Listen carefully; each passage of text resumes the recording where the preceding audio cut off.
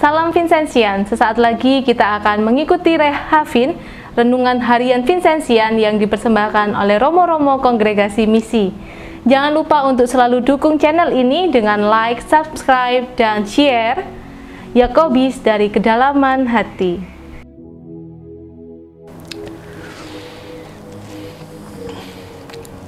Saudara-saudari sekalian yang dikasihi Tuhan, pengajaran Tuhan Yesus yang kita dengarkan dari Injil Matius bab 13 ayat 18 sampai dengan 23 menegaskan kepada kita tentang pertumbuhan iman.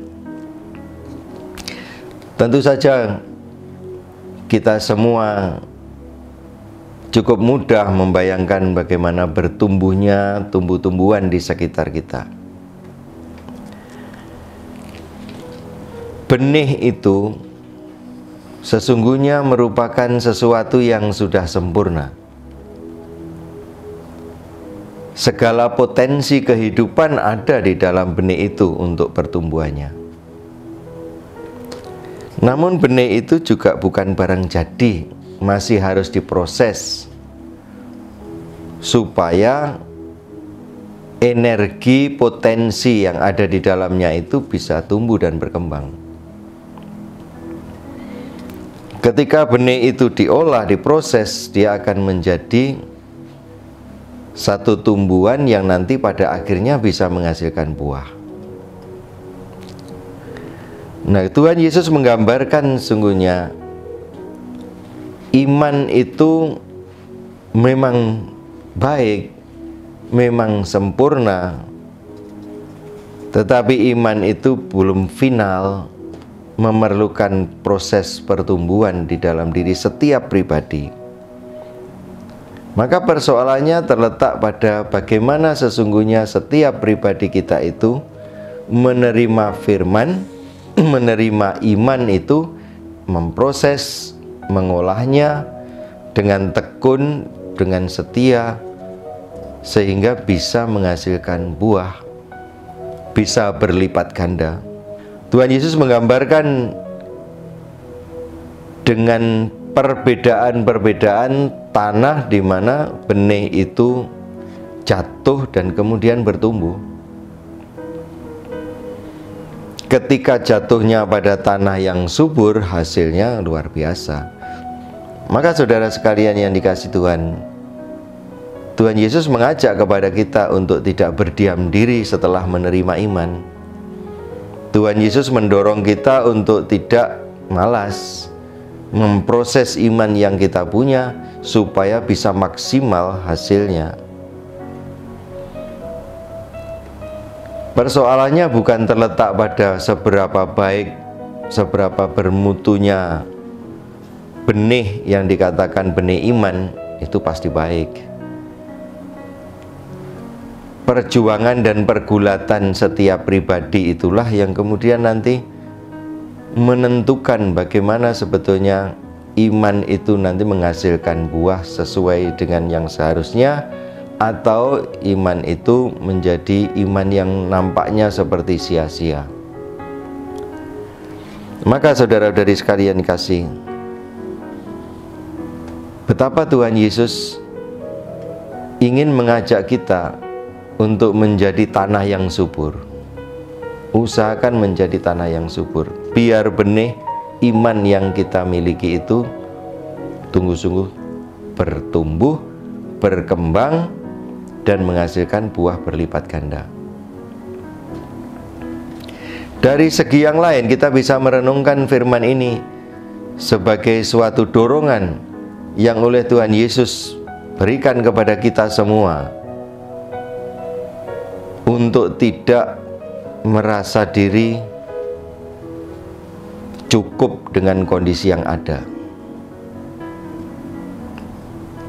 Kita harus menjadikan apa yang kita punya ini ya layak untuk ditempati sesuatu yang istimewa yang dikatakan iman. Karena ada suatu yang perlu diseimbangkan Kalau kita ingin menghasilkan sesuatu yang memang bagus, yang hebat, ya kita harus berjuang, kita harus mengupayakannya.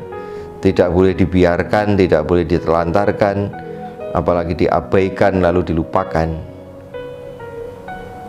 Ketika Tuhan Yesus mengajarkan perumpamaan ini kepada para muridnya, kepada para pendengarnya, sesungguhnya juga merupakan suatu teguran. Mungkin ada orang itu yang memang seperti tanah kering, seperti tanah yang berbatu, seperti tanah yang penuh dengan semak belukar. Dan itu semua merupakan satu koreksi yang oleh Tuhan Yesus sampaikan supaya itu semua dibersihkan. Apa yang perlu kita lakukan? Yang harus kita kerjakan supaya iman itu bisa bertumbuh, ya kita dengan sadar, dengan kemauan yang kuat, dengan tekad yang bulat, harus mau berproses. Iman itu sekali lagi bukan sesuatu barang jadi. Iman itu merupakan potensi yang luar biasa yang harus diolah. Seberapa kuat, seberapa rajinnya kita, seberapa tekunnya kita mengolah iman itu, disitulah nanti kita boleh berharap buahnya juga berlipat ganda.